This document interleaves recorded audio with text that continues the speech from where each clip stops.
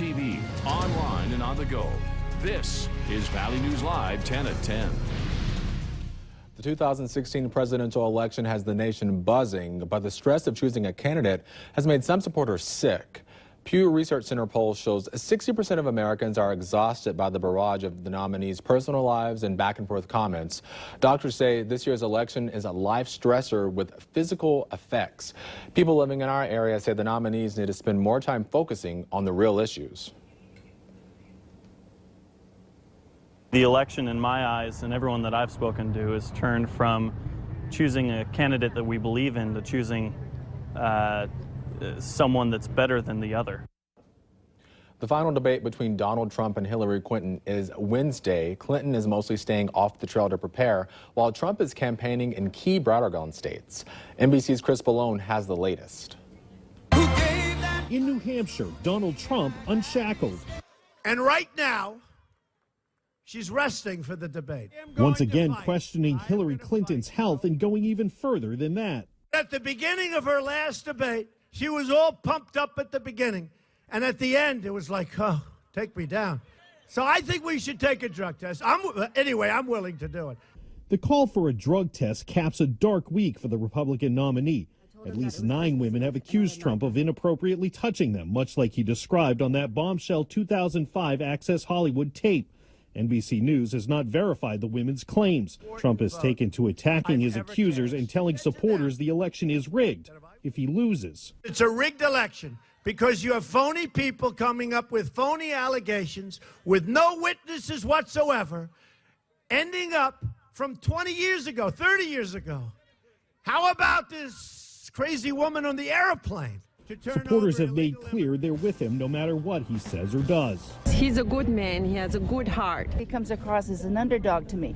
Maybe an underdog that tends to shoot himself in the foot, and I hope he gets a little bit more on the issues in here, but that will not change me. But the latest NBC News electoral map shows Trump with a narrow path to victory. Clinton is leading in nearly every battleground state and appeared confident at a Friday night fundraiser. If we do our job in 25 days, Donald Trump will stop being on the news every single day. 23 days left in one of this country's most unusual presidential campaigns. Chris Pallone, NBC News, New York. Wednesday's debate should be interesting. You can watch it here on Valley News Live at 8 o'clock. Dakota Access Pipeline protests continued this weekend with a protester again chaining himself to construction equipment. Police arrested that demonstrator for reckless endangerment, criminal trespass, and inciting a riot. The Morton County Sheriff's Department says 13 others were arrested for disorderly conduct and failure to obey a government order. Law enforcement officials say around 130 other protesters were at 2 protest sites on Highway 6 south of St. Anthony. Protesters faced off with law enforcement at those sites, but no arrests were made.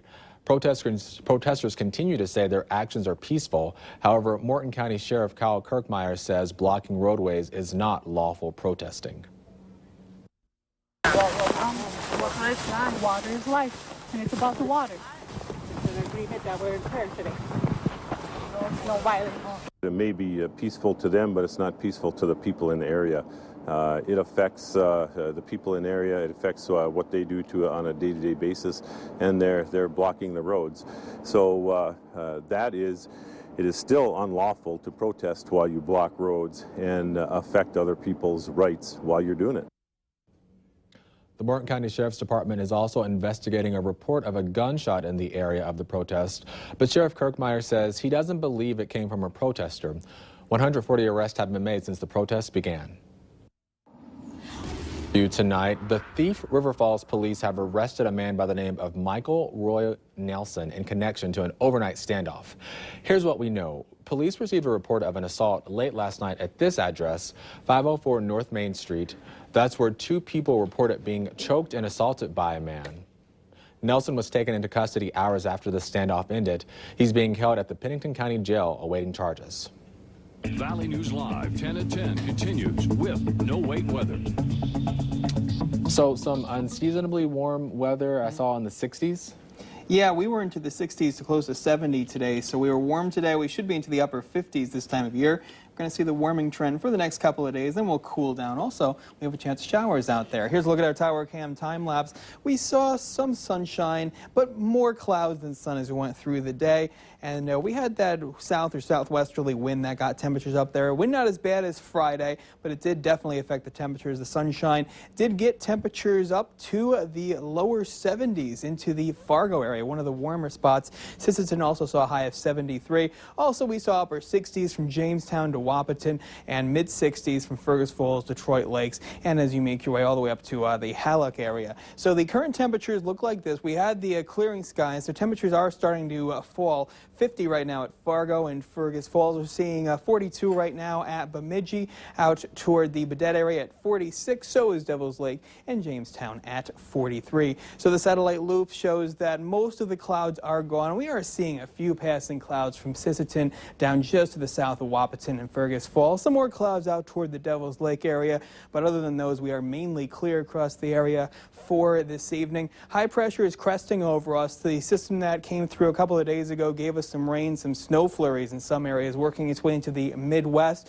Now we're tracking this low pressure system now into Wyoming. It will make its way into our forecast area and then exit as we go through your Sunday. It will increase the clouds, but it is dry and will not give us a lot of moisture as we go through the rest of the weekend. Here's the forecast for Sunday in the Fargo area. 44 degrees, mostly cloudy skies. It will be a mild start. We should see lows getting into the mid to upper 30s this time of year. And then as we go through the day, the wind does pick up southeast around 20 miles per hour. Noon temperature at 57. Cloudy skies out there with a slight chance of some showers, especially in our northern counties as we go through later on to the evening. Temperature still warm for this time of year as we keep the wind with a high near 66 in the Fargo area. Elsewhere across the Southern Valley, we'll see that slight chance of some showers. Temperatures into the mid 60s in most places. Cloudy skies, chance of some showers, and it is windy into Lakes Country with highs getting into the low to mid 60s.